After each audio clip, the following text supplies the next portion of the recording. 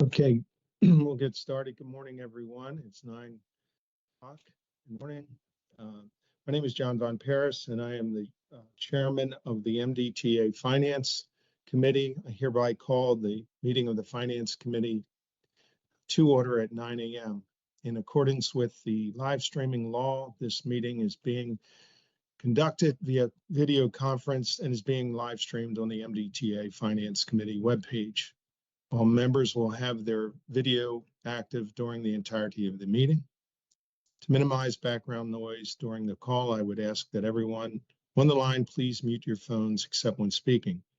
I ask that those who are presenting or answering a question to please turn your video and audio on when speaking. When you are done, please turn your video off and put your audio on mute. There are no members of the public, no elected officials, and no media who have pre-registered to comment at this morning's meeting. Before we get started this morning on the agenda items, I ask that we, as we all know, the executive director of MDTA, Joey Segal, passed away suddenly on October 26th. To honor Joey, I would ask that we all pause for a moment of silence in his memory.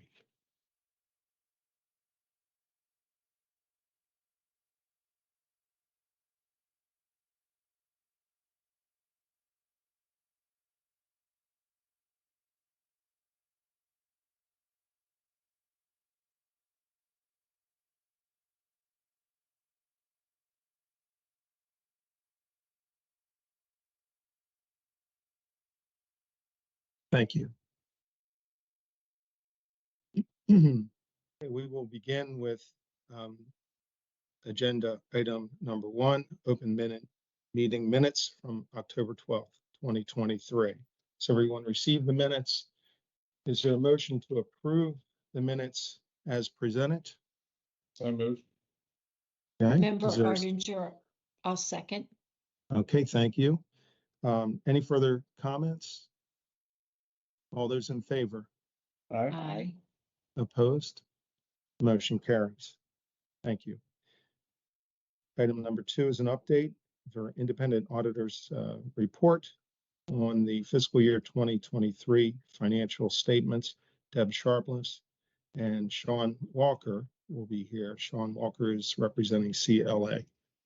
Good morning to both of you.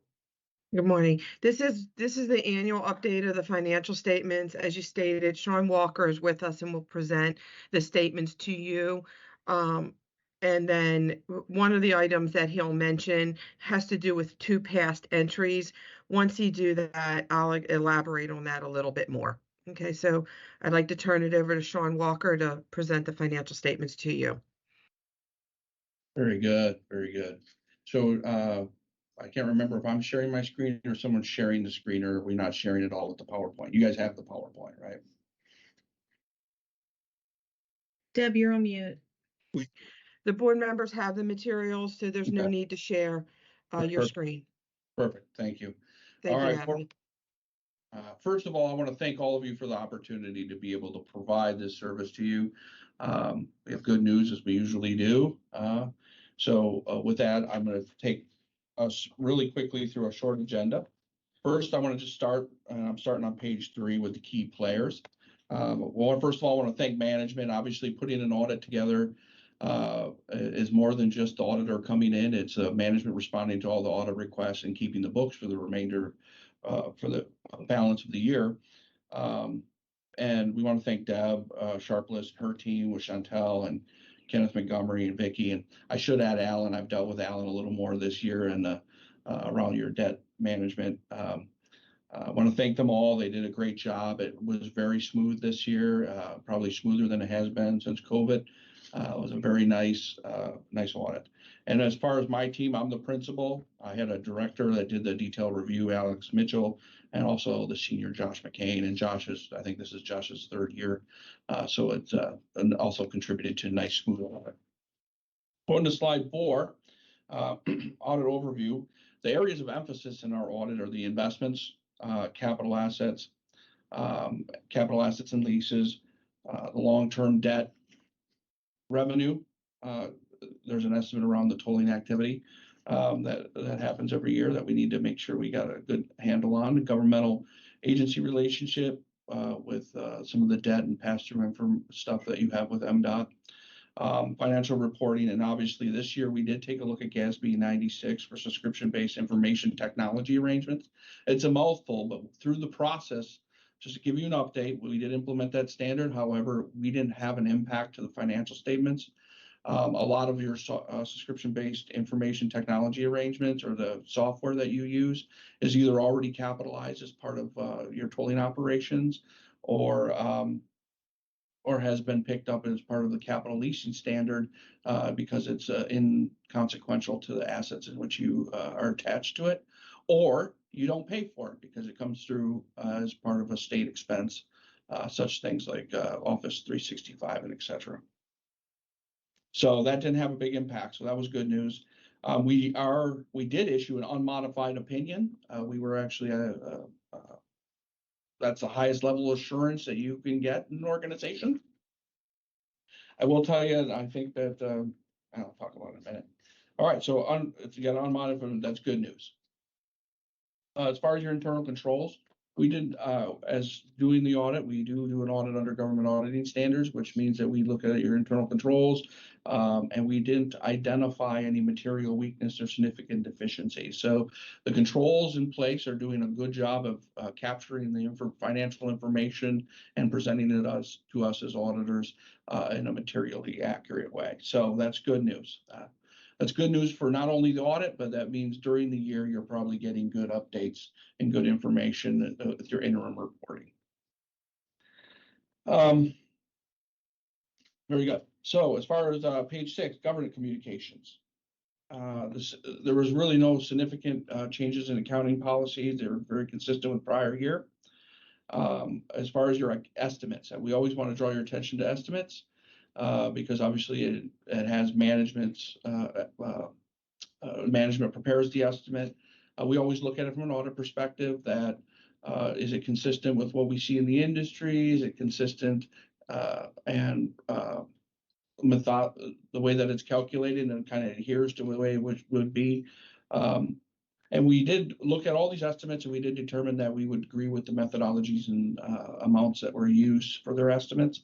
But those are around the allowance for your receivables, your unbilled tolling revenue, the pollution remediation liability, capital asset depreciation, and pension liabilities.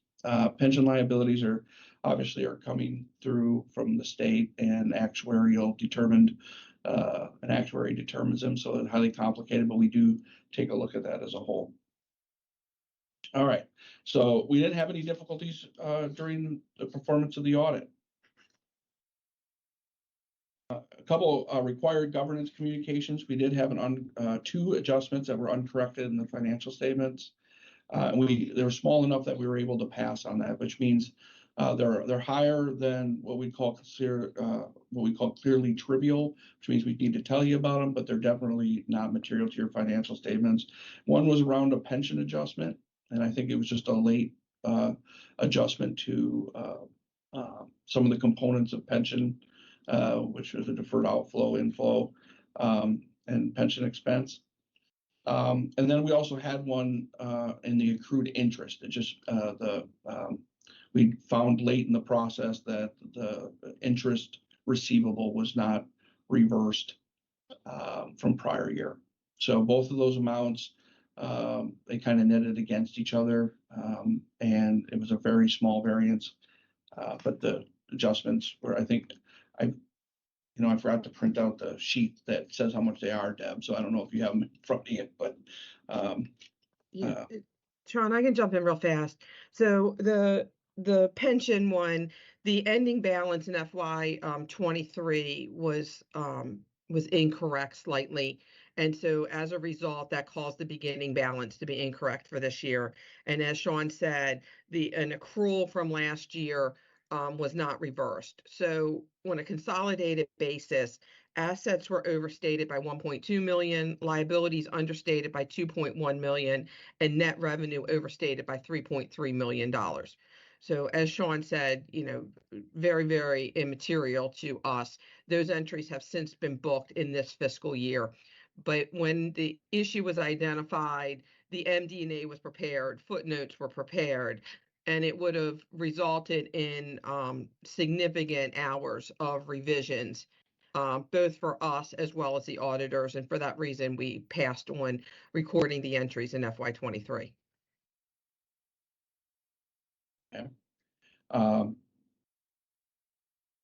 So, and we didn't have any other adjustments that we asked them to correct. So we didn't have any of those.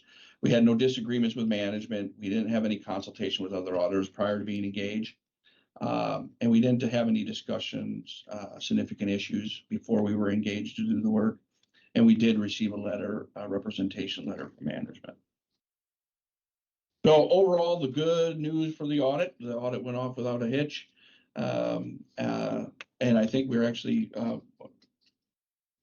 more timely this year than we were in the prior years, which is good news. And a lot of the things that we were working on with the tolls and the conversion, those have all been caught up and washed through the system, and we're in good shape now. So, and future considerations, on page 8, just a couple things to consider. I'm not going to really hit on the omnibus, but the compensated absences, I don't think you're going to be impacted by both of these, so I won't spend that much time on it. But there is a standard that goes in next year over compensated absences. And it's just, we're going to be looking again at how all the people are compensated. And this GASB updates their standards every 10, 15, 20 years to make sure they're still capturing the information that it should capture. And they've made some updates due to the unique benefits that they see out in the government world that will capture different benefits into this compensated absences kind of calculation.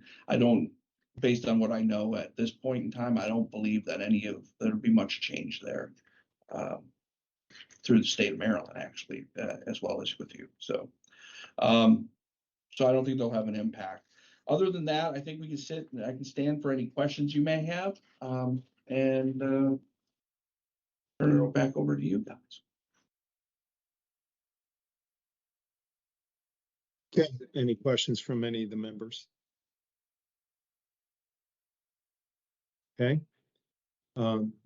If not, we will move on. Thank you very much, Sean, for your presentation today and the good work you do for MDTA. Thank you all. Thank you. Have a good day. Too. Okay, we will move on to item number 3, update on fiscal year 2023, independent auditors report, SOC 1 and SOC 2. Okay, here we go. Okay, so Bill, if you we got it. Okay. So next we have it's technically 3 audits that's being presented to you by Bill Seymour. We have a SOC 1 audit as well as a SOC 2 audit of TransCore that's being presented, and then a SOC 1 audit for CAPS. And as part of Bill's presentation, he'll give you some background regarding the SOC audits and why we do them. Okay, sounds good. Welcome, Bill. Thank you very much, and good morning, everyone. My name is Bill Seymour. I'm the engagement partner with SB and Company. And as Deb had kind of mentioned, we have performed really 3 separate SOC audits, SOC 1 report over TransCore and CAPS, and then as well as a SOC 2 report over TransCore. Slide 3 of our material is the SOC 1 Type 2 results. The audit period that we looked at was the fiscal year ending June 30th of 2023. This is the second full year for both TransCore and CAPS. We looked at 11 separate control objectives that were described and inserted by TransCore, as well as 5 control objectives which were described and inserted by CAPS. We issued unmodified opinions over both of those. Effectively, what that means is that the control objectives and the actual evidence of activities, we found sufficient support that said that what those activities and objectives that were asserted by both TransCore and CAPS actually did occur over the course of the period. And it's kind of, if you will, the best opinion that we are allowed to issue under generally accepted auditing standards for SOC 1 Type 2 reports. For the SOC 2 Type 2 results, we have the same audit period being the fiscal year end June 30, 23, and I'm on slide 4. Also the second year, full year for TransCore. We had no additional findings from the SOC 2. There are findings that were in the SOC 1 report that get doubled up, and I have a slide here. I'm going to walk through some of the similarities and differences in what we look at, but there is some cross that occurs when you do a SOC 1 Type 2 and a SOC 2 Type 2 report. We also issued a unmodified, or if you will, clean opinion on those. On slide 5 goes through some of the differences between a SOC 1 and SOC 2.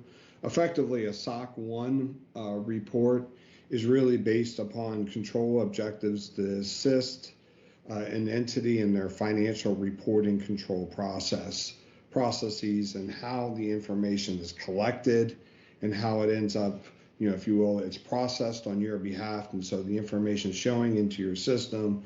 In lieu of having lots of other auditors come in, there's one audit report that is done.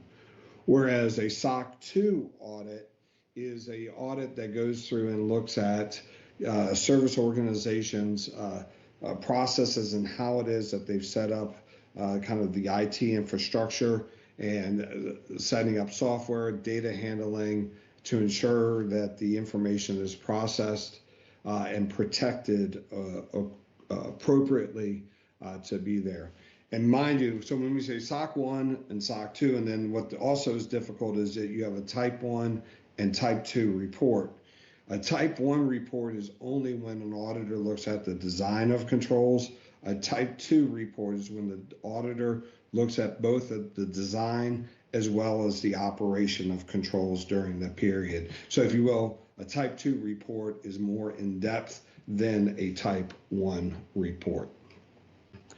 On slide 6 is an overview of the SOC 1 areas that we looked at, and you can see the majority of those we identified no issues. We did have issues in logical access as well as in the data and program backup, and I'll walk through those in a moment to be there, as well as the customer account creation.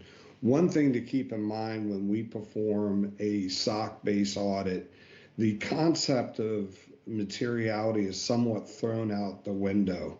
And what I mean by that is that if we don't see a signature on an item, it is a finding. Whereas if we were per se doing a financial statement audit and you didn't see a signature on an item, you could look at other controls that are in place kind of in that line, but we're specifically looking at the items that were there. So we have to kind of report everything, no matter how trivial those items are. And when you see what they are, you'll be there. So we're on slide 7 now.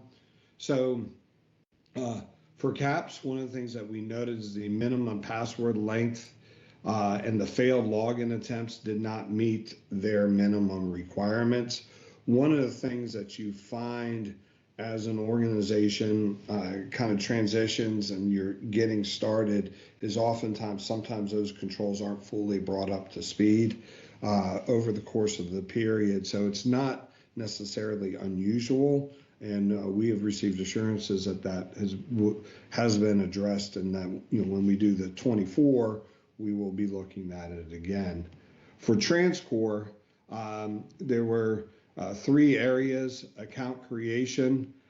For 1 out of the 8 new private account applications that we tested, the customer didn't sign the application form. And thus what that means is that there wasn't a follow-up occurred to make sure that the customer signed the form.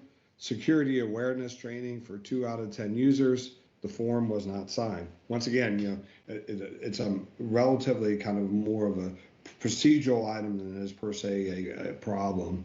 And then the last one, the backup restore test, that during the course of the year, we were not given support that Transcore had gone through and done their back restoration testing process.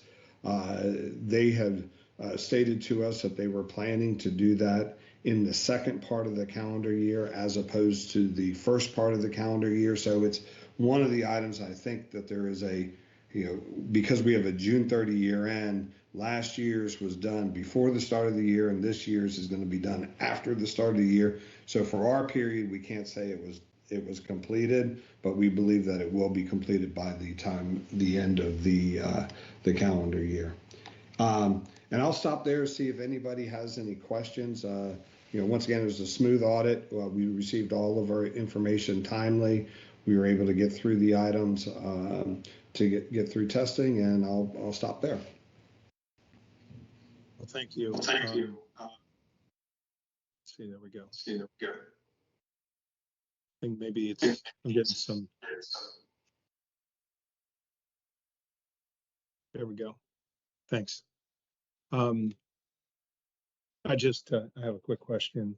I guess you have mentioned the vendors have been advised, and we're monitoring that in terms of the MDTA on some of these minor issues, but important to so that there's some corrective action, especially in the documentation side with two different vendors on this security training, and also the completion because it is, it's part of requirement. So, but it's been addressed and corrective action's been taken, I guess, at this point. Sorry. Yeah. And yes, so in the back of the report for the on Transcore as well as CAPS, there's a section that gives an opportunity for both Transcore and CAPS to respond to each of the findings and stated the items that were completed. So if you take the security training, what they did is they actually went back and made those two employees retake the training and sign the form on the next day that they showed up to be there. So sometimes you get these items where a company will go through and an audit kind of it's not a big deal and kind of brush you off type of item. We did not find that to be the case. Each of these items were taken seriously, and they told us that they have been addressed. Now those are outside of our audit period, so we didn't necessarily go back and specifically test those items. However, our discussions with them, I would take them at their word. And they'll be audited again next year, and then if there is an issue, we will be responding to it accordingly. Okay. We have Member Ardinger has a question. Thank you. Thank you for your presentation. Just quick question on the backup restore test. And again, my knowledge is somewhat limited on this. Is it normal for this to be an annual event? Should we be looking for it more often, that it would fall within the audit process? And I guess, again, what was the follow-up from Transcore in regards to that? In regards to timing, I know you said that they are going to do it. Yeah, so they do this on an annual basis, and there's testing can be done annually, semi-annually, some cases monthly. It all kind of depends upon what is the controls and back redundancy items that are in place at an organization. So, I believe, and Deb can help me on this, that within the contract, I think it spells out what the individual requirements are for backup tests. So I'm not sure even if we said, we want you to do it monthly, that we could then put that on, because that was negotiated as part of where that is. But they did, they're looking at their plan and they're going to test it. It's not an item that, sometimes when you do these, you get the aha moment of, we didn't do that, we were supposed to do that. It was more along the lines of, that's actually scheduled for a future period. And then we were stuck with, you've asserted that this occurred. And so we have this kind of, it's more of a timing difference than anything else. Thank Okay, you. Thank you, Member Artinger. And Member Rosen? Yes, so I was going to ask about the backup as well, but it actually sounds like that they complied, just not in a particular period. In this particular period, they did comply with what the contract entailed. On the account, I'm sorry, John. Oh, no, I'm sorry. Go, please ask a question. I'm sorry. So I guess you provide additional clarification if that's not correct. But on the account creation, I was a little confused how an account even gets set up in the first place if someone doesn't accept it. Meaning, isn't there a stop point where they can't even set that up if they don't click and accept the terms and conditions? So I believe that this was actually a manual that they came in and filled out a form to do it to get the transponder, and for whatever reason it just wasn't signed and it was processed. And so TransCore had reached back out to the customer to trying to and received a signed application from them subsequent to there. And then what they told us is that they've done additional training for their employees to make sure that they're looking for those items to be there. Thank you. And Member Rosen, also there's an effort, even for customers that have been longstanding customers prior to transition, where we're reviewing to try to make sure that we have terms and conditions signed from all customers. So, in the, coming, I'm not sure the exact time period, that like double checking that is something that's on our list to make sure that, the population as a whole, the terms and conditions have been signed. Okay. I don't see any more questions. Bill, thank you very much for your presentation this morning. And hope you have a good day. Thank you very much. I hope everybody has a great day. Thank you. Yeah. Okay, we will move on to the next item, number 4, an update. This is an update as well. Bridges and tunnels, property insurance coverage, and Deb Sharpless will handle this. Hi, Deb. Good morning again. Good morning. Today with us is also Chantel and Alan. Both of them have been instrumental in doing a lot of work with insurance. This morning, you were emailed a spreadsheet. Originally, it was part of your board materials that Natalie had provided.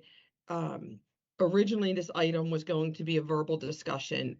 We received updated information from the treasurer's office. Let me get my days straight. Today's Thursday. Late Tuesday, did the analysis yesterday, permission to post from the broker, etc. Late yesterday, and then we provided you the materials today. So apologies for the late communications with you, but we thought giving you a spreadsheet with some numbers in front of you could make our conversations a little bit easier. So starting off with some background is we carry a number of insurance policies. We've had presentations in the past by Lynn Fry about the different insurance coverage that we have. This particular policy that we're talking about is property and interruption insurance. They're a combined insurance package for both types of events. So that's why under the deductible column, you see sometimes it's a deductible, a flat amount, maximum $15 million, $25, $50 million. And then you also can see where it's 10-day waiting period or 30-day waiting period. The waiting day period has to do with the interruption piece of the insurance. Okay, so we have both of those policies. Now, all insurance is handled by the state treasurer's office by statute. They, through a process, hire a broker who advocates on behalf of the state. So we have been working closely with the state treasurer's office as well as their broker, who then communicates with various insurance companies. One of the first things that we do is we update the value of our assets being insured. We have major and we call a minor. So a major would be the Fort McHenry Tunnel, the Bay Bridge.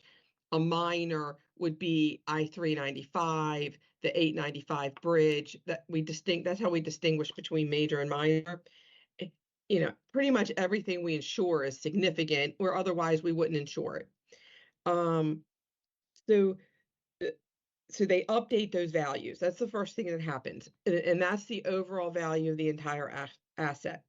The next thing that they do is they estimate what a foreseeable loss could be, a potential loss could be. And because if there was some type of, you know, I don't know, massive fire or I don't know, storm or something, you know, it's highly almost impossible that the entire structure is not damaged. It's a portion of it. So they do this analysis to say what should an incident occur, what could our maximum exposure be? That information is provided to the insurance company. Now this year, the value of our assets have increased significantly. We've talked before about, you know, the double-digit inflation periods that we've been having. That drives to it. The numbers we had been using, they were a little stale from this bottom up estimate that's done. And then we had grown them based on federal highway charts that is appropriate to use. So this year, the numbers were refreshed. They were used 2023 square foot. There's some other judgment that MDTA exercises, you know, trying to make these numbers as accurate as possible. But the value of our assets increased significantly. So that was one driver of our premium. The other driver is just the insurance industry as a whole. You know, whether or not you're talking about earthquakes, fires, it really doesn't matter. Just the impact on insurance companies. Nothing specific to MDTA. That's the other part of the premium increases. So this time last year when we were talking about premiums, our premiums had doubled, you know, and so today, meaning the policy that's getting ready to expire on December 1st, property and interruption insurance cost us $4.6 million. If we wanted to have the same insurance, then we would be at $9.4 million for the same insurance. That is where you see, you can see the heavy black bolded, you know, divider where it says 2023 through 2024 as expiring.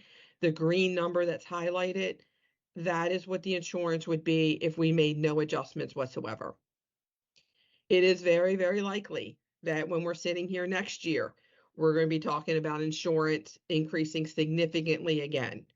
That's what the broker is advising us. So any changes, and we are going to recommend a change to you, any changes that we make, I think we need to look at these as incremental changes. And so this may very well be the next year, we may be recommending additional changes.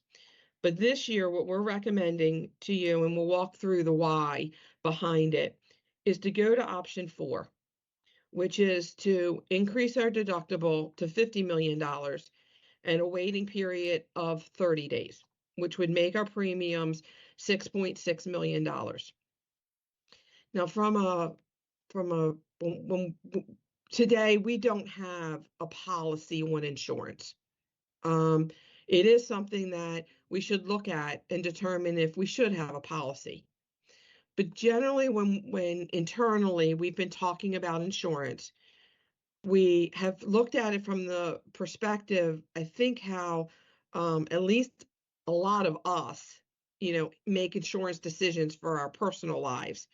And that is if there was some type of event that occurred what can we weather through and what can't we weather through? You know, most of us insure our homes. Many of us don't insure appliances, washers, dryers, refrigerators, right? And now there are some that do, because if they lost their appliances, that's very, very significant to them. And being able to just go buy new appliances may be a challenge. So we talked a lot about, if an event occurred, what can we handle and just work our way through? Even if working our way through it meant having to take action short term until we're back, recovered. Repairs are made, facilities collecting revenue again. That was the type of conversations we had internally, and certainly would like this item to be hearing your perspective.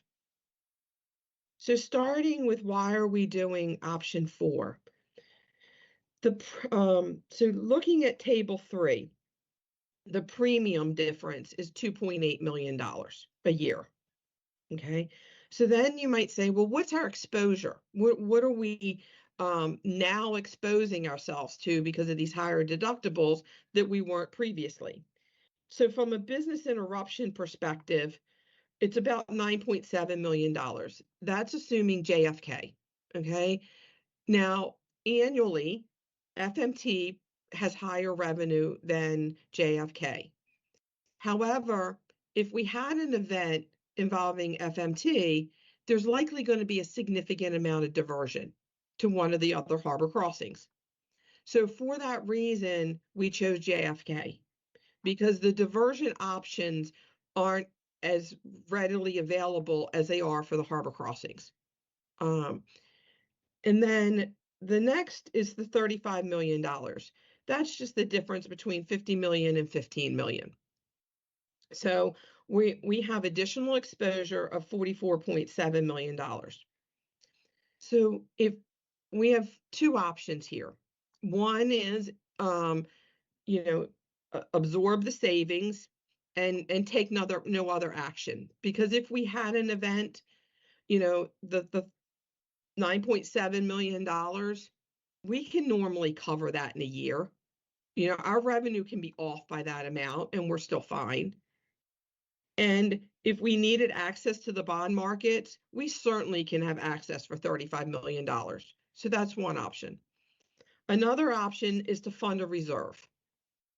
And so if we fund a reserve and, assuming $44.7 million, today borrowing costs are higher than normal. Okay, so 470 basis points. But so are interest earnings on the money, because essentially what we would do is some projects that we intended to pay as pay-go, they would be bond funded at some point in time in the future, whenever we need to sell bonds.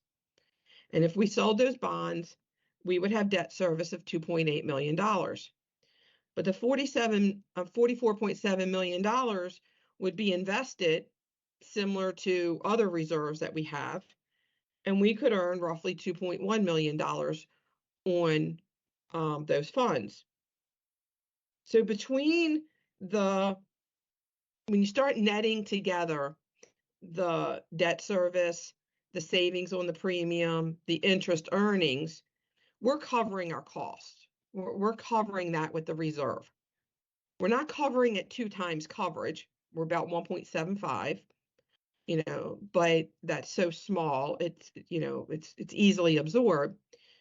The downside to a reserve is it takes away some of the bonding capacity. We have a $3 billion bond cap that chews away at that more, which if you look out in the outer years of the forecast, just outside the forecast, that becomes a real concern. So we have options. We can refund a reserve, or we don't have to.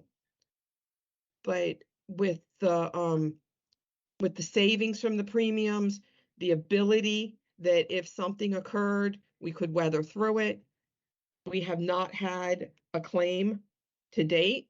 Doesn't mean we won't have a claim next year, but in our history, we have not. Now, I just want to share one more thing before kind of opening it up for conversation and maybe differing perspectives. It also has a program limit. You'll notice on the tables, we have a $350 million maximum. That's the cap on per single incident.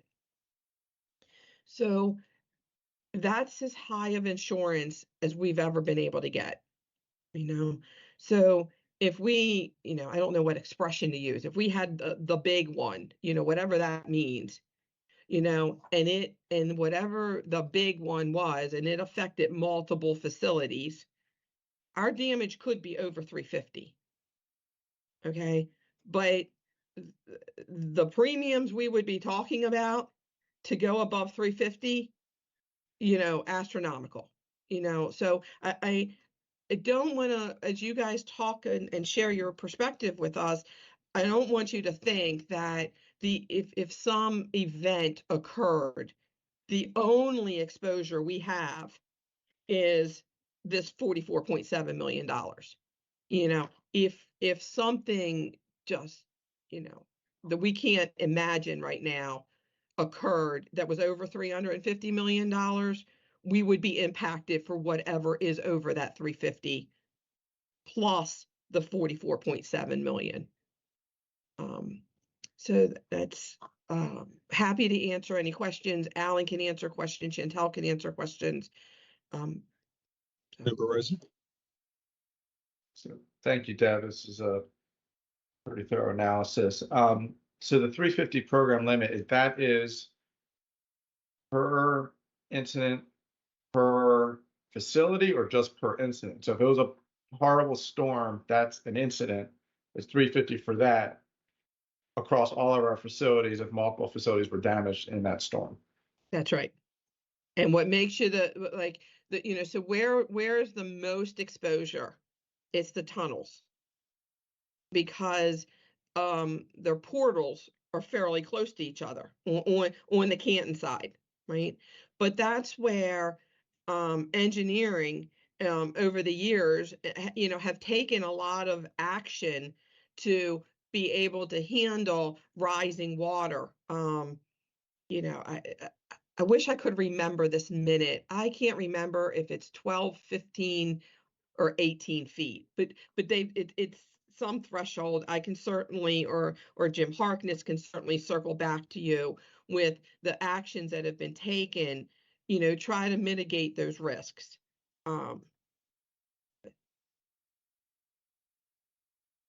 So I actually have another question. So I know our facilities are unique to us in Maryland, but what just in the industry, because I imagine this is hitting other toll authorities.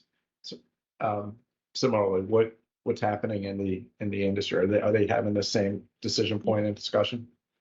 So we've been advised, because even with the treasurer's office, the treasurer holds insurance for the rest of the state, that premiums going up, it's across the board, other toll agencies as well. The broker, Chantel Allen and I met with the broker in the treasurer's office on Monday, just because of the urgency, right, of needing to make a decision. And, they had said our existing policy, okay, not the recommendation that we're making. Toll agencies' current policies align closely to what our existing was. I've not, none of us, Alan, Chantel, have not gone and asked other toll agencies, how much insurance do you carry? The reason we didn't do it is we honestly didn't think it was relevant, because similar to, like, if it was the five of us, our individual decisions about insurance, what our own financial structures like, and what we're able to endure, and what access we have to the market, all of these factors play into the decision as to what's the appropriate amount of insurance to carry. And so, that complicates. So, we could be very different from another toll agency, but they may be very, very, very financially constrained. They may not have any ability to raise tolls. Whenever we've talked about revenue in the past, you have the revenue curve, right? And we could, if we raise tolls, it would generate more revenue. Some agencies, their tolls are so high, if they raise tolls anymore, raising the tolls would actually cost them money. So we have those types of flexibilities that another agency may not. And so if we compared our insurance to theirs, we may have comfort, but for the completely wrong reasons.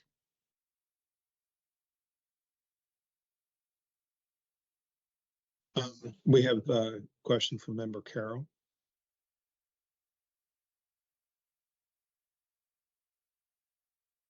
Are you on mute, Member Carroll? Sorry about that. Comment first, then question. I'll have to drop after my exchange, but certainly want to just extend my apologies to the board for having to cut my time short. Deb, I guess my overarching question for what you just walked through is your level of confidence that the prescribed course that you're recommending with option 4 doesn't create any significant or substantial risk for us as an authority by going with that option, excuse me, from an insurance perspective, and then from our revenue and sort of asset protection perspective as well. Right. We can, if we had an event, we can work our way through adding 20 days to the interruption insurance piece and adding $35 million for our deductible. We can work through that.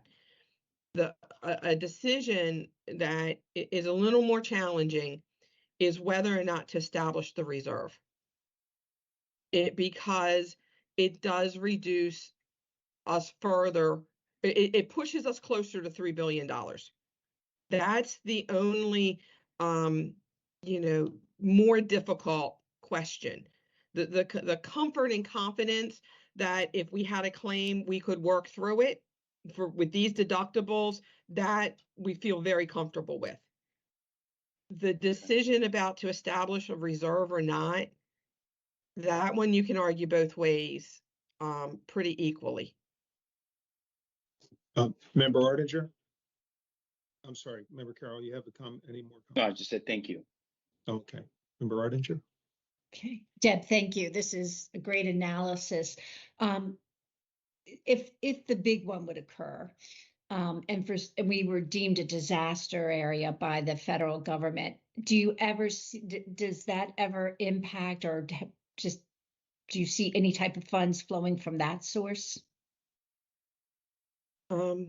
We have gotten FEMA funds before.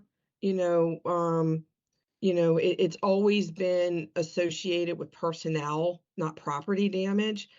I'm not a FEMA expert to be able to answer that. It's certainly something that as we continue to dive into insurance and really wrestle with the program limit of $350 million, to deal with that. If there was some type of, disaster, right? From a state perspective, I got to believe it's affecting far more than just us, and I also have to believe that the legislature would work with us regarding our bond cap. I mean, there's no certainty about that, but raising the bond cap, the working through a disaster, it could mean the solution is raising tolls. And if the bond cap was raised, if there was a disaster, then how much tolls would have to be raised would be less if the cap was raised. So that's my reason for thinking that, at that point, we're all in it together, not just the authority, but the state and everything else it's dealing with. I'm just curious, some of these states that have been hit hard over the years, thinking Florida, what happened when their roadways, were their roadways impacted in such a way, and what other sources were available to them? Because I think that factors into the discussion about the reserve. But Yeah. that's just my thoughts. Thank you. Good question. Another good question. I think I had a question on exclusions, and are we comfortable with the exclusions in the policy, or do we need to check on that? I mean, you know, that's probably another discussion, another time. Right. But that is one thing. The other, I do think that it was creative the way you put this together, your team, and I think that's there's a lot of work behind the scenes there. The other thing is on the deductibles. I mean, we're talking like 50 million and 30-day waiting. All right, on option 4. So that's per occurrence, right? That would be per occurrence. So if we had something that happened with the tunnel and something that happened with the Key Bridge, it would be 2 separate occurrences, right? On 2 separate. It depends. It depends if it was a single event. So it's the 350, and even deductibles, the coverage is per occurrence. So not per facility. Okay. Right, All right. right. So if there was an event that impacted the FMT, it would have to be a completely separate and different event that affected the Key Bridge. Okay. Thank you. No, I personally, my view on this is it looks like you've done your homework, you've done a lot. Insurance cost, we know as consumers and as business people, we know what's going on there. And this is unique, but it's not completely unique. But insurance premiums are not going down. They're going up, and they're going up in a big way and impacting people and businesses. So something that we have to look at. Do we need to change any policy going forward as it relates to board action in the event that there's a catastrophic situation or something that we need to change our methodology on how we raise tolls if we have an emergency situation? That's not this meeting, but it's something that's kind of pertains to this. And maybe that's something we could look at separately. Yeah, I think that one of the things staff plans on talking about, as well as with council, is, if an insurance policy, a board insurance policy, is warranted. Kim had, principal counsel had shared with me, she's been involved with other organizations and they had that. My impression is that, her experience has been that that's valuable. So we want to pursue that further and, potentially bring to you a board policy that addresses insurance. Okay. So Appreciate that. if assuming the concurrent, because this is not an approval item, assuming the support of the members that of option 4, then we would move forward with that. We would lock in these rates before they, anything could happen. They have reduced. I mean, the treasurer's office, the broker, they've worked hard on where we were for rates. They have come down, and so we would move forward to lock them in, and then we would be working on things like a third-party evaluation of our assets, just to figure out, make sure that we're not over-reporting the value of the assets. We would do things like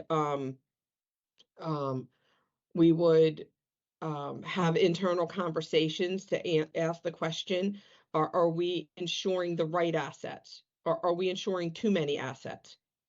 Those types of conversations we will be having, almost immediately.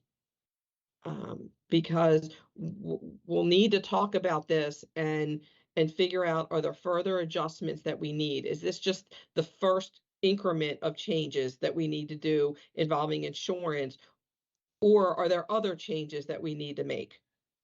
But even if there are things we thought we needed to make, we would not recommend them now, because we very much believe that changes like this need to occur incrementally.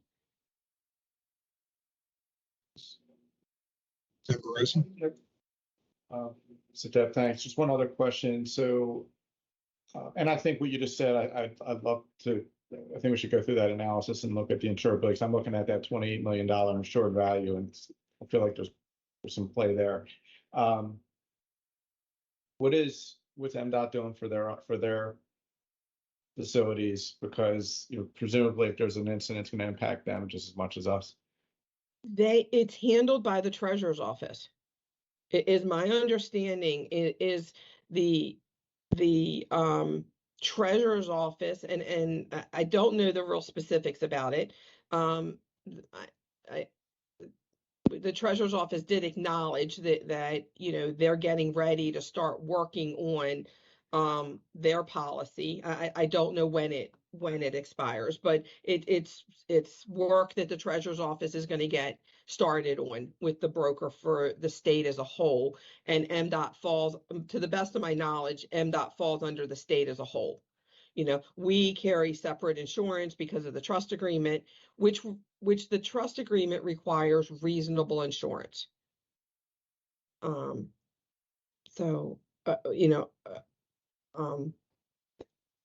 so that's fine. Thank you. Okay.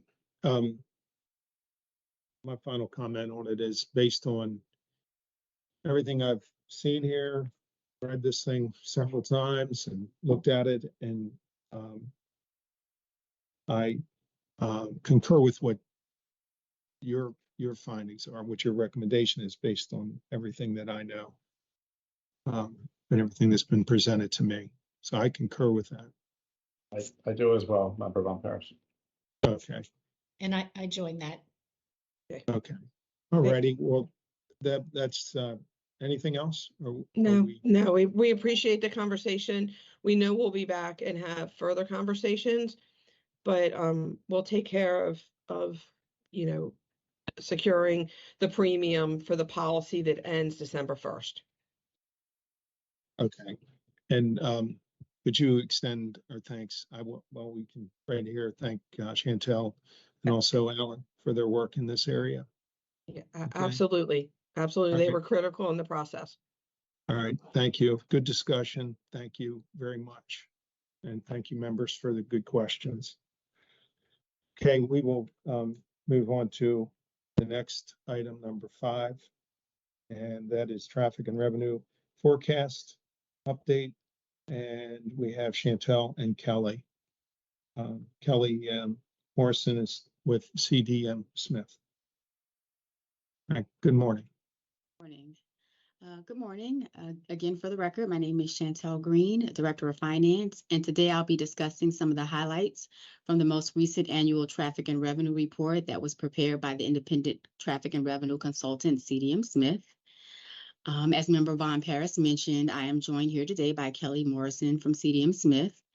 Kelly is a transportation planner and one of the key members of the CDM Smith Traffic and Revenue Consultant team. I will begin the presentation by providing the committee with a big picture overview of the most recent traffic and revenue update, and Kelly will delve into some of the more specific or more intricate traffic and revenue assumption details. So enclosed within your materials, you'll find a summary memo, a copy of the traffic and revenue report, and a presentation that outlines some of the main highlights from the most recent annual traffic and revenue forecast update. For purposes of today's presentation, I'd like to direct your attention to the presentation document that begins on page 45 of your PDF materials. And specifically, I'm going to start out by directing you to slide 3, which is on page 47 of your PDF materials. So to begin, you'll note that compared to the previous forecast, On a system-wide basis, in-lane toll and administrative revenues are expected to increase by $354 million or 7% over the fiscal year 2023 to 2029 timeframe. If you turn to the next slide, slide 4, approximately $320 million or 90% of the increase is projected to occur on the agency's legacy facilities. If you turn to slide 5, you'll note that approximately $7 million or 2% of the system-wide increase in revenues is forecasted to occur on the ICC and I-95 ETL facilities. Turning to slide 6, the next slide, approximately $26 million or 7% of the system-wide increase in revenue is due to increased toll administrative revenue. Turning to slide 7, when considering forecasted revenue on a system-wide basis during the fiscal year 2023 to 2029 forecast period, the majority of the revenue collected is projected to occur on the authority's legacy facilities. If you turn to slide 8, when taking a deeper look at in-lane revenue projections for our legacy facilities over the forecast period, approximately 60% of the revenues comprise passenger vehicle revenue. And if you turn to slide 9, when considering forecasted near-term in-lane revenue for the legacy facilities for both passenger vehicles and commercial vehicles, E-ZPass revenue is projected to significantly exceed video toll revenue collections. And with that sort of big picture framework, I'm going to now turn it on over to Kelly Morrison from CDM Smith to walk you through some of the forecast assumptions that drive these figures. Thanks, Chantel, and welcome, Kelly. Thank you. Thank you, Chantel. Thank you, everyone, for having me here today. Chantel did a great run through of the highlights of the forecast, and I want to touch on slide 10, the key assumptions and what has changed since last year's forecast. The biggest component, or one of the bigger components, is removing any sort of COVID recovery assumption. The MDTA facilities and other facilities across the country, we've just seen this return to work has kind of gotten to the saturation point. Return to office mandates, new work from home policies have kind of started to settle in, and we just don't foresee a more significant recovery occurring beyond this year. So we're kind of considering this our new normal in terms of commuting trends, and no longer assuming any sort of more, higher increase in the next few years, and just assuming what we call our normal baseline growth.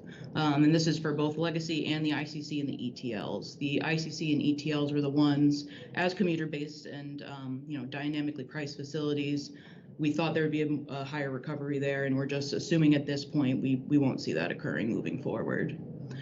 For the backlog transactions in the previous forecast, we had assumed it would take MDTA longer to process and invoice those transactions through coordination with Walt and the team.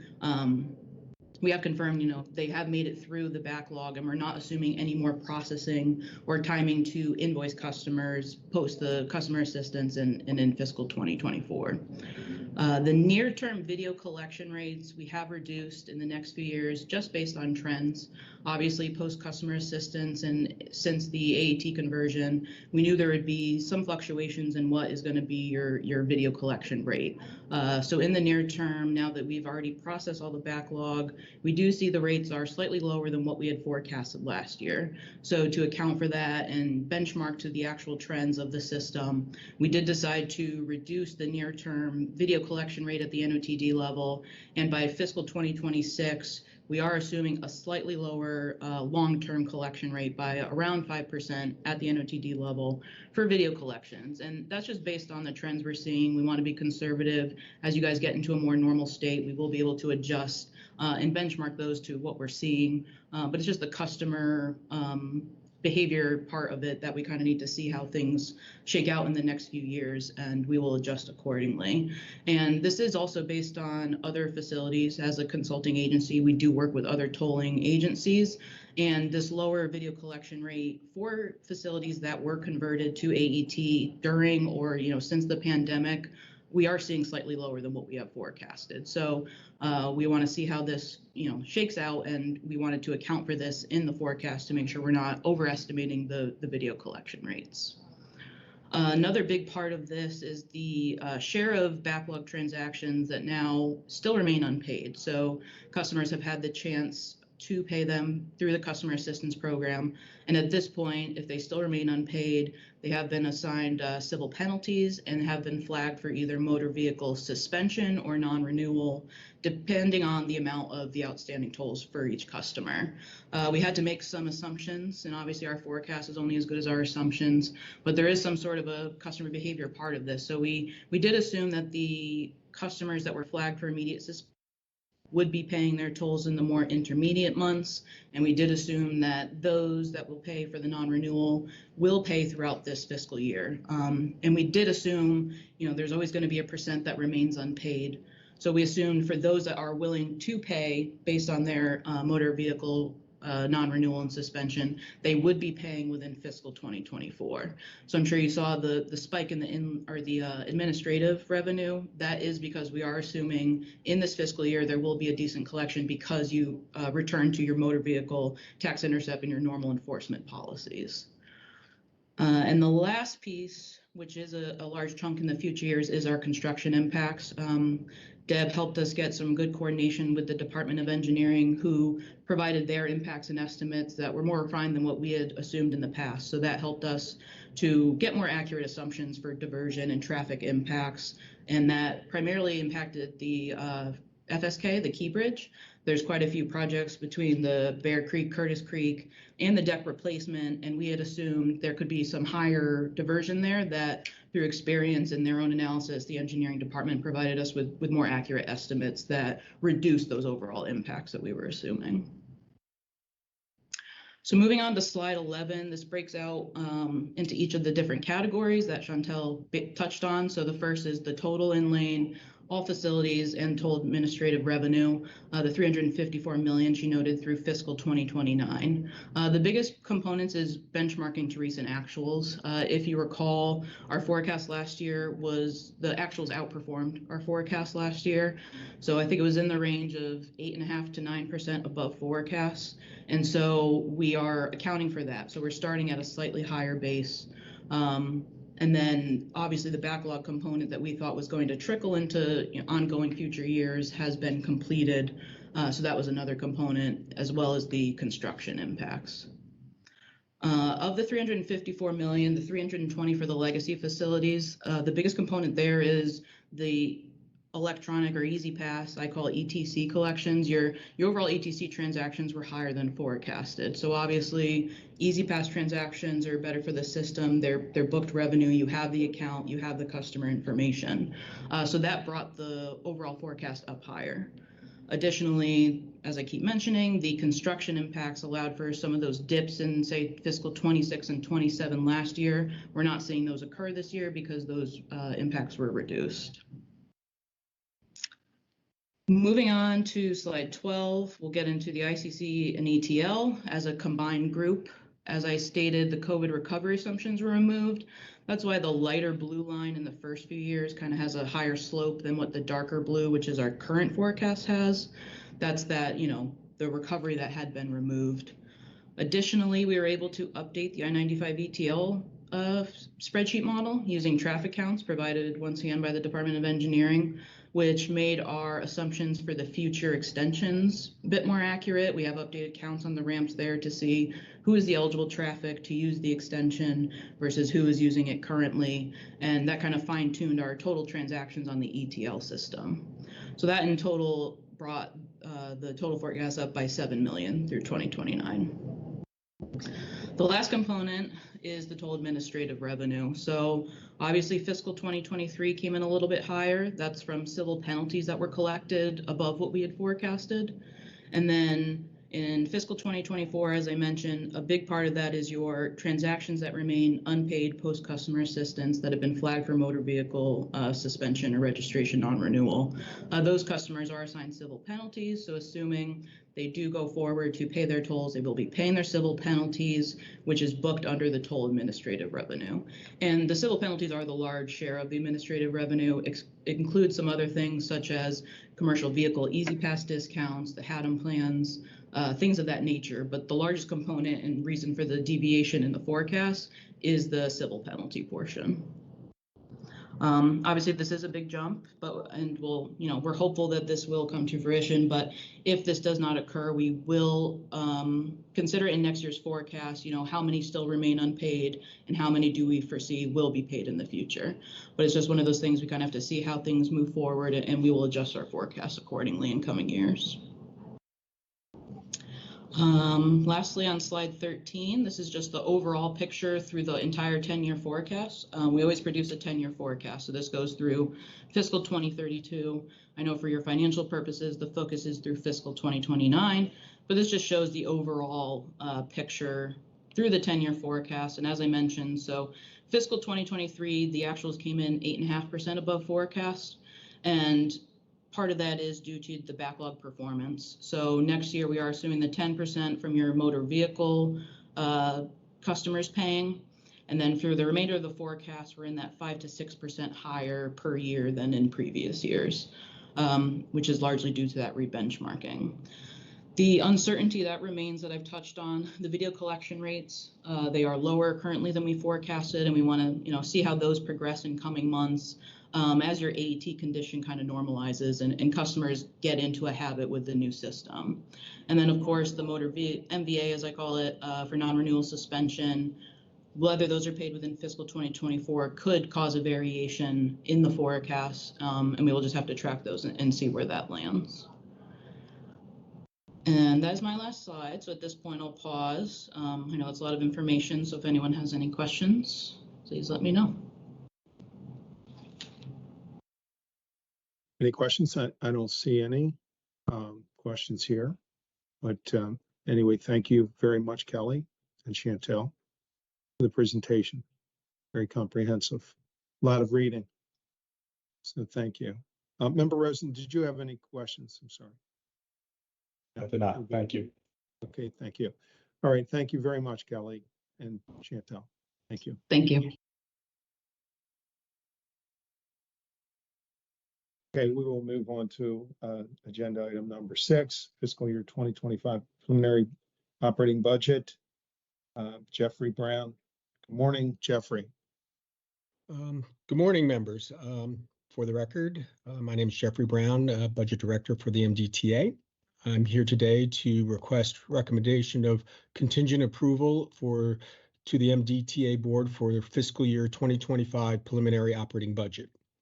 The preliminary operating budget is $427 million, which represents $26.9 million or 6.7% increase versus the final fiscal year 2024 budget.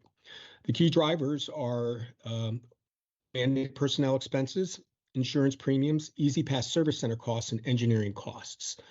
To help us understand the breakdown a little better, we've separated the analysis into 3 major buckets: mandated increases, discretionary additions, and discretionary reductions.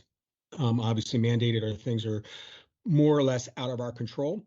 For the mandated changes, the increase to the budget was $9.4 million. There are 2 separate COLAs. A 5% COLA for the police increased the budget $2.6 million, while a civilian COLA of 2% increased the budget $1.6 million. In addition, Maryland State Police had personnel and overhead rate increases worth $2.3 million. Our expected on-time step increases for all employees is worth $1.7 million.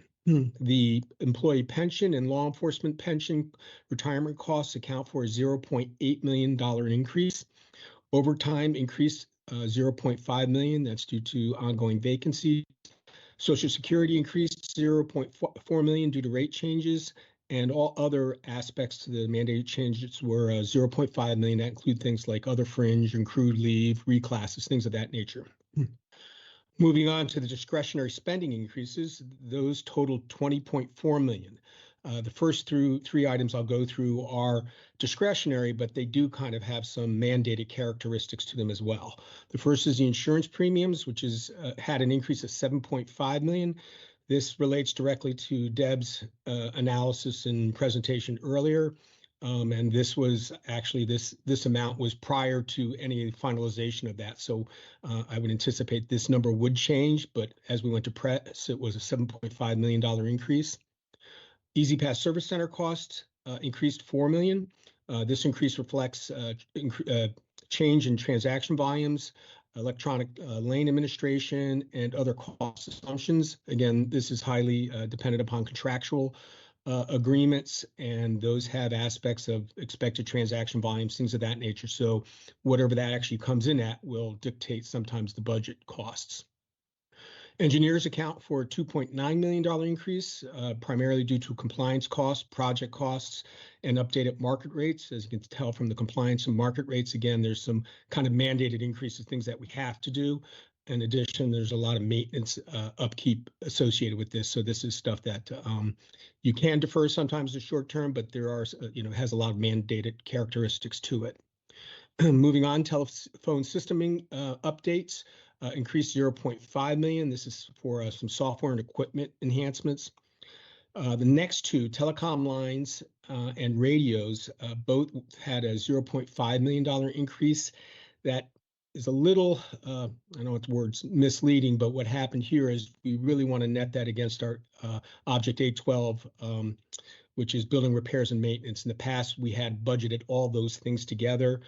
For more accuracy, we're kind of breaking out some of these. So really the net increase isn't as big as you would see on those individual lines. It's pretty flat. It might be increasing about 200,000. But as mentioned, the telecom increased due to contractual agreement arrangements. The radios increased 0.5 million due to Communication Electronics Incorporated contract. Moving on to studies and consultants, increased 0.5 million, primarily due to analyzing the environmental, social, and governance factors. Electricity increased 0.4 million. This is aligning it with fiscal year 2023 actuals to make it more accurate. Turnover increased, the turnover expense increased 0.4 million. That really represents a lower credit. So it's an increase in expense, and that's because of the expected filling of vacancies.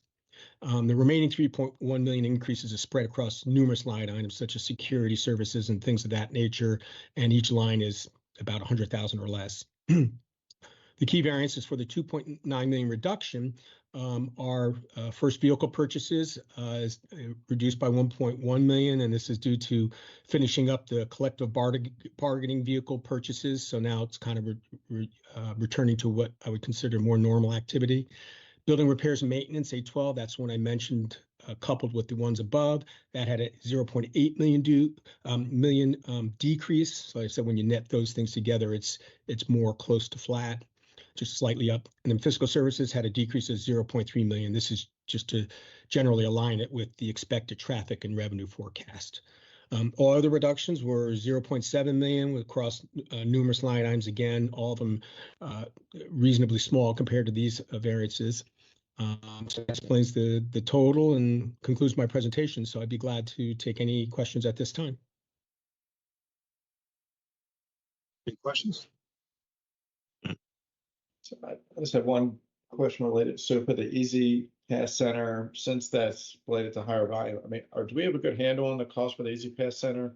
Since that was a big change when we went to AET, and I understand, so revenue we have should be better there, although it's probably reflecting less for, collecting on Easy Pass, but then we should be saving on costs, but now our costs are going up on the center. So just trying to get better clarity on that.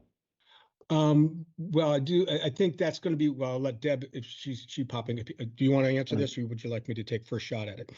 Yeah, go ahead, Jeff. Okay, really, there's a fairly elaborate model that's been developed over time, kind of to align with the contractual expectations and drivers of the contract.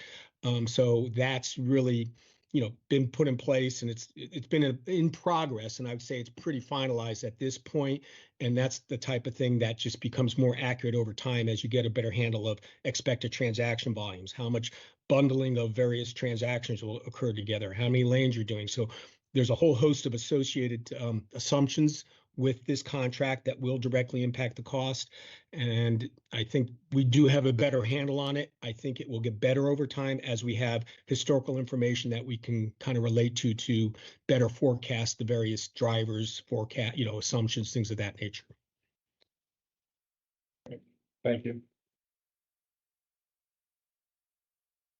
I think it was on the COLA, cost of living adjustments that would be subject to legislative action or the governor's. We have to see how that's, we're making assumptions there, right? You mentioned, did you? Correct on the civilian. The police, I think that's already baked in from the collective bargaining, but the civilian, correct. Okay. And then the insurance increase, we factored some more into that. It's what's that was 7.5. Yeah, that would be reduced by, I mean, if we did the 9, for instance, when this was put to press, we had different assumptions. It was, the initial Treasury office said, hey, it's going to be a big increase, and this is what we assumed. And like Deb just mentioned, I think going through the refinement, that cost would probably come down. Right now, instead of being an increase of 7.5, it'd be like a $2 million increase, but it wasn't known at the time we put this together. Okay. Yeah. At the time, the budget, we were at, I think, 12.8 million for the premiums. It had gone up a little bit more from that. And so when the budget is presented to the full board, we'll make the adjustment down to the premiums for option 4. Okay. All right. Thank you. Okay. This is an approval item. So is there a motion to advance this item to the full board for further consideration?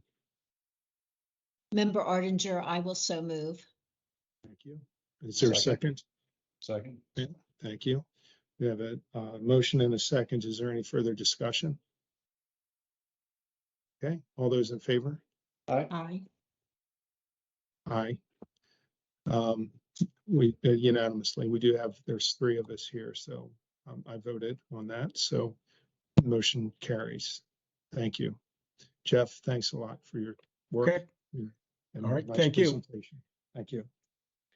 Okay. We will move on to agenda item number 7, fiscal year 2024 through 2029 Consolidated Transportation Program. Jennifer Stump is here to present. Hi, Jennifer. Good morning. Hi, good morning. For the record, my name is Jennifer Stump, and I'm the Assistant Capital Program Manager. Today, I am presenting the proposed fiscal year 2024 to 2029 final CTP and seeking your approval for recommendation to the full board on November 29th, 2023. This was also presented to the Capital Committee on November 2nd. The proposed 6-year fiscal year 24 to 29 final CTP is $3.1 billion. This reflects a net increase of $393.1 million as seen in attachment 196. The net increase is the result of the following: an increase in the 6-year CTP budget by $780,000 for the Nice Middleton Bridge, an increase in the 6-year CTP budget by $4.9 million for the I-95 ETL Northern Extension, an increase in the 6-year CTP budget by $177.9 million for all projects except the Nice Middleton Bridge, the I-95 Northern Extension, and the reserves, and an increase in the allocated and unallocated reserves by $209.5 million. For fiscal year 2023, expenditures were $451.7 million versus the $484.8 million budgeted in the fiscal year 24-29 draft CTP, as reflected on line 6 of attachment 1. The fiscal year 2023 underspending was $33.1 million and has been rolled over into the final CTP. Highlights of the project and reserve changes are shown in attachment 2. For new projects, we added 7 system preservation projects and 1 environmental project for an increase of $9.3 million in the fiscal year 24 to 29 period. For those with modified budgets to reflect bids received, we adjusted 1 project to reflect bids received that were higher than the engineer's estimate for a net increase of $4.2 million. For adding construction phases, the construction phase of 5 projects was funded for a total of $68.4 million transferred from the reserves as design reached 60% level and cost estimates were developed on fully developed scopes. For modified budgets to reflect completed projects, 13 projects were completed and 2 projects were deleted for a total decrease of $100,000 in the fiscal year 24 to 29 period. For active projects modified due to cost changes and cash flow adjustments, adjusted cash flow Adjusted cash flows and funding changes in engineering, right-of-way, and/or construction budgets for 85 projects for a net budget increase of $101.8 million in the fiscal year 24 to 29 period.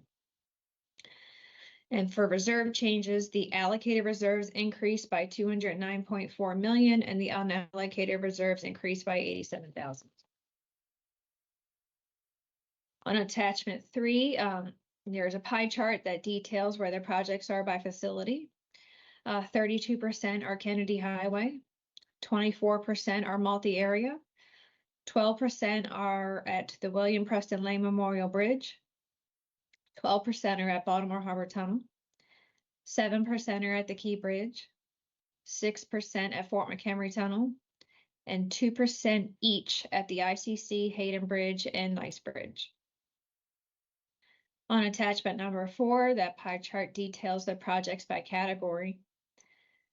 There's 34% in structures preservation, 25% in safety and capacity improvements, 16% in highway preservation, 6% in enhancements, 4% in campus facility improvements, 4% in campus facility preservation, 4% in bridge replacements, 3% in tunnel preservation, 2% in environmental, and 1% in unallocated reserves. That concludes this presentation, where again, we're seeking your recommendation to the full board later this month. Thank you. Are there any questions? Okay. I just have one real quick question. Priority projects, do they fall under like safety? For example, if there's an issue that we have to make it a priority, and that kind of would disrupt things a little bit. Just because a project becomes urgent, that does not necessarily change its category into safety and capacity. It would still just be whatever is the best description for its category, whether it be structure preservation, it could be safety, it could be environmental. It would just depend on the overall category of that project. So it becoming more urgent doesn't necessarily change its priority category. Thank you. Mhm. Thank you, Jennifer. Okay, this is an approval item. And is there a motion to advance this item to the full board for further consideration? So moved. Thank you, Ms. Member Rosen. Member Ardinger, I will second. Thank you. We have a motion and a second. Is there any further discussion? If not, all those in favor? Aye. Aye. Motion carries. Thank you. Thanks again, Jennifer. Thank you, guys. Okay, we will move on to item number 8, debt policy. Alan Garman. Hi, Alan. Hi, good morning. Good morning. Good morning. We're seeking the Finance Committee's concurrence with the amendment to the debt policy. It's particularly in Statement 5, and it would be to upwardly revise the $350 million unrestricted cash target to $400 million. A few key points are that the unrestricted cash target has not been raised since 2009, but it should be upwardly adjusted periodically for growth in the agency and inflation. The increased cash reserve is necessitated by rating agency metrics for toll sector entities in the AA ratings category. And the reason why that's important is that that helps to ensure bond market access at the lowest possible financing rates. And the importance of these low financing rates are that they support some combination of larger capital programs and lower required toll rates. And that's essentially because you're not consuming a lot of your net revenues in debt service, and rather you can employ them in the capital program or have lower toll rates. The cost of maintaining the larger cash reserve is expected to be less than the long-term costs associated with financing if we were a lower rated borrower. A bit of historical background is that prior to 2009, the MDTA's liquidity target was set to equal annual toll revenues. And at that time, we were in the midst of constructing the ICC and the ETL. We had toll increases coming. There was a significant amount of growth. And we recognized that the toll revenues, were going to go from 300 million to 600 million, and that would have necessitated unreasonably high unrestricted cash to remain in compliance with that policy. And so back then we looked at, really the metric that the rating agencies preferred was tying your unrestricted cash position or liquidity position to your operating budget, rather than toll revenues. And so that's the policy that we adopted. And then essentially the $350 million target had been adequate in all these intervening years to meet that standard. A little bit more background in terms of analysis is that in recent years, we've discussed this subject, extensively with the rating agencies and our external municipal advisors. In particular, the credit rating agencies are provided with longer term financial forecasts. And so, they've discussed with us that the unrestricted cash position would start to look weak in coming years. So that's why we're, recommending at this time an increase in the reserve, and that's to, both support prudent liquidity and also meet the toll sector ratings methodologies that essentially require that unrestricted cash to approximate the annual operating budget. The rating agencies term that metric days cash on hand, and that's essentially how many days could our cash cover, operating expenses if we didn't have any revenues. This is the days cash on hand along with debt service coverage are among the two most important, factors in assigning credit ratings. And again, the importance is access to the capital markets at the lowest possible financing rates. Questions was raised again recently to me is why not just make the policy variable ratio tied to the operating budget? And I think the answer to that is that we recognize that there could be potential volatility in the operating budget in single years, that it could rise sharply. It could also rise temporarily. And we feel like it's more prudent to maintain more or less a fixed target that we, could raise periodically without having to be forced into raising it quickly to meet a fiscal year-end deadline. We have, other considerations about the capital program and the timing of the indirect financings that would be, worth considering. And also the rating agencies have conveyed that they would certainly give us time to address any deficiencies. They certainly rate through credit cycles. They wouldn't take any action very quickly. They would just warn you that you would need to raise that cash position. Our unrestricted cash is currently adequate to meet that ratio, but we recognize that during the 6-year program period, it would need to, rise. So that's why we're coming to you now. Through our analysis of the financial forecast, we recognize that, increasing this cash reserve will have minimal short-term impact on debt service coverage, our debt limit, and funds available for capital spending. I guess most importantly is that in the long term, the financing savings as a higher rated borrower will result in improved debt service coverage and lower debt outstanding. So we're really focused on the long-term impact. And I think to help understand that is it's sort of buried in what I would term the net cost of carry and some financing rate considerations. The relationship between our net carrying cost of the cash and the extra interest expense on lower rated debt, yields a helpful decision rule to us. And that's essentially that if the net carrying cost of the cash is less than the extra interest expense, then it's essentially economic for us to increase that cash reserve.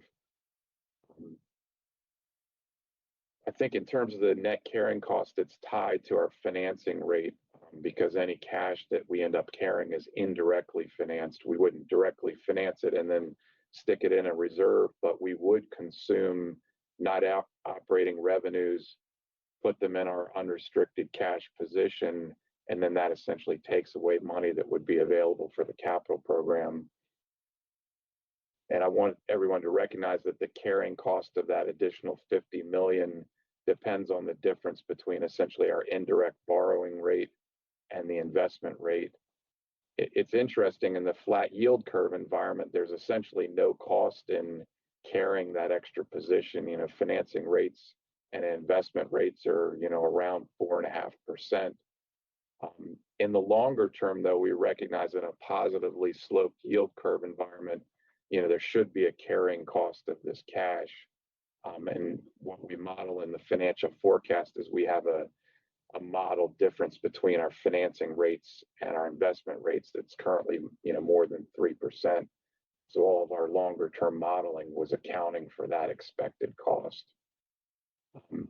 The extra spread or yield demanded for investors for lower rated debt becomes very material in the long term. We have over $3 billion of expected financings over the next 10 years. So even just small 10 basis point increases in financing rates, become very material on that level of debt. And I think, in summary, the net interest savings associated with maintaining these AA credit ratings will likely exceed those carrying costs of the cash reserve. So the recommendation from the Finance Committee is essentially to receive some concurrence for this recommendation and move it forward to the full board for actual approval. So I would open it up to questions now. Any questions from any members? The assumption is 5% on interest at this point. In terms of our cost of funds? Yes. Yeah, I mean, we're modeling, in the forecast, financial forecast of 4.75% financing rate, and that's gone up from 4%. That's just a function of interest rates rising. We haven't yet increased our investment return assumptions, even though the investments we're buying are at, 4.5% to 5% currently. So yes, the assumption in the forecast right now is 4.75. We're probably slightly below that, and there's quite a lot of daily volatility. So yes, the indirect financing cost is probably around 4.5% to 4.75%. Okay, thank you. All right. Is there a motion? Member Rosen, you have a question? Actually, just one question. So, Alan, is this something that you just internally revisit and think about on some type of periodic basis, or is this something that the board should just be thinking about, where you just affirm it? Because I know we affirm like the debt policy, and I guess the amount is part of that. Is that what we're doing? And this is now a change as a result of that, or is this just because it came up with the rating, with the advisors? Yeah, I think it's come up in several different ways, and that I think relates back to another question you had about what's the reminder to look at these policies. And so the debt policy is due for annual review. So each time we review the debt policy, we circulate it to our advisors. We have PFM and Davenport under contract, and so they look at all the policies. So that's an opportunity for us to make that recognition.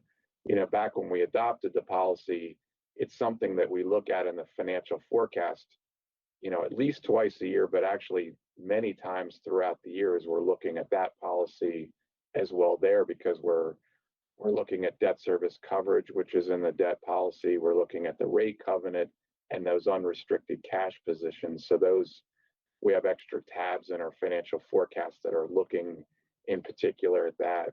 It's communicated also in our financial statements. So these measures, we're looking at them in the financial forecast when we review the debt policy. Each year, we typically meet with the credit rating agencies, even absent a bond financing that year. And so we prepare a credit presentation to them. And so that's an opportunity for them to look at our credit metrics as well. And that's when we've received feedback about, in particular, this unrestricted cash position and how it was, projected to weaken in terms of the rising operating budget and rising costs. So I think there's at least 3 ways that we're kind of reminded of that throughout each fiscal year. And I guess that's also why it's brought to the board, in terms of the financial forecast and in pieces as we're talking about the operating budget as well. Thank you. And is there any reason to phase it in, just in terms, since I guess there is an indirect cost to this, since there's not an immediate need per se, but there will be a more of a short to midterm need? Yeah, I mean, we could certainly, we essentially have net operating revenues that flow in to our general account, and then each month we're transferring those to the capital account. So the place where the money would reside would be in the general account. So we could, incrementally, slowly over several months or over a couple of months, add, additional 50 million to that reserve. And it looks like Deb's in, so I think she'd like to address it as well. Yeah, from our perspective, we feel like the increase of $50 million is incremental because, as Alan said, a piece of it is, what is our operating budget? And we net our operating budget against the reimbursement we get from MDOT for police services. And so, even with a policy of $400 million, our budget, is there and will be exceeding, that. So that's why, we looked at this as being an incremental increase. And also just trying to stay ahead of a rating, that even though we're not selling bonds, right this minute, that rating, could be impacted. And then once that happens, there's really difficult to get it to turn around back around. Thank you. Thank you, Deb. Okay, is there a motion to advance this item to the full board for consideration? Member Ardinger also move. Okay, we have a second. I'll second. Okay, we have a motion and a second. Is there any further discussion? If not, all those in favor? Aye. Opposed? Motion carries. Thank you. Alan, thank you. Deb, thank you as well. We will move on to the next item, agenda item number 9, fiscal year 2024-2029 financial forecast. And Chantel is here to present again. Hi, Chantel. Hello. Hi. I am here to present the fiscal year 2024 to 2029 financial forecast for your approval. In a moment, I'll discuss the primary differences between the current forecast and the forecast that was presented to you in June of this year. However, before doing so, I'd like to direct your attention to the key takeaways on page 172 of your PDF materials. You'll note that through fiscal year 2028, the authority remains in compliance with its financial goals and legal standards. This is 1 year beyond the June forecast, which assumed compliance through fiscal year 2027. Based on current forecast estimates, beginning in fiscal year 2029, a system-wide toll increase will be necessary to maintain 2 times debt service coverage throughout the remainder of the forecast period. Similar to what was noted in June, the actual timing of a toll increase will depend on many factors. The next page outlines the primary differences between the current forecast and the most recently approved forecast. As discussed in agenda item number 5, the fiscal year 2023 to 2029 forecasted toll revenue increases by $354 million, $293 million, or 83% of the projected toll revenue increase is during the fiscal year 2024 through 2029 forecast period. Next, operating budget expenses increased by $66 million throughout the forecast period, mostly due to an increase in personnel costs, contractual services expenses, and property insurance costs that are compounded in future years throughout the forecast.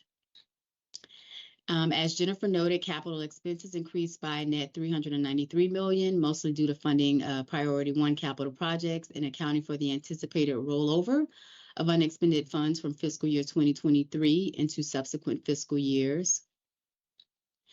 Bond issuances and debt service costs declined by 10 million and 31 million respectively over the forecast period. This is due to a projected increase in toll revenue, which results in more pay-go or cash funding available for capital spending. This increase, as Alan noted, is partially offset by an increase in the modeled bond financing rate from 4% to 4.75% to reflect recent increases in bond financing rates. And based on the current forecast estimates beginning in fiscal year 2029, a system-wide toll increase will be necessary to maintain 2 times debt service coverage throughout the remainder of the forecast period. The actual timing of a toll increase will depend on many factors that impact the authority's financial standards, such as inflationary pressures, deferred maintenance policies, mandated operating budget increases, debt issuance costs and timing, and of course, toll revenue attainment and whether projected revenue will materialize as discussed during the traffic and revenue presentation. And lastly, it should be noted that consistent with the policy that was just approved by the committee, the forecast models unencumbered cash at $400 million. Those are the major changes reflected in the forecast. I'd be happy to respond to any questions. Thank you. Thank you, Chantel. Any questions? Any members at this point? Okay. This is an approval item, so is there a motion to advance this item to the full board for further consideration? So moved. Member? Member Artinger, I will second. Okay, thank you. We have a motion on the floor. Any further discussion? Okay, all those in favor? Aye. Aye. Opposed? Motion carries unanimously. Thank you, Chantel. And you're still up, right? Yes. All right. Am I okay to move on to the next item? Yes, please. Okay, thank you. The authority's board operating policy requires a biannual review of the revenue sufficiency to determine if current rate and fee levels are appropriate based on expected levels of spending. The biannual review of revenue sufficiency is essentially a companion item to the financial forecast. The financial forecast that was just presented shows that current toll rates, fees, and discounts provide enough revenue in the immediate near term to meet forecasted spending and all legal and policy requirements. That concludes my presentation. Thank you. Thank you, Chantel. Any questions on that last item? Okay, all right. That brings us to the end of the agenda for today.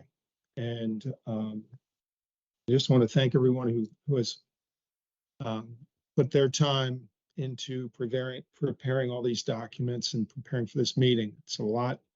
There's a lot there that we covered in 2 hours. And I want to acknowledge that and commend those who put this together. It's quite a bit there. And I thank the members for the great questions they have asked and their due diligence in this process. So I have nothing else. We've completed the agenda. So is there a motion to adjourn? So moved. And second. Member Artinger, I will second. Thank you. All those in favor? Aye. Opposed? Motion carries. We stand adjourned. Thank you very much.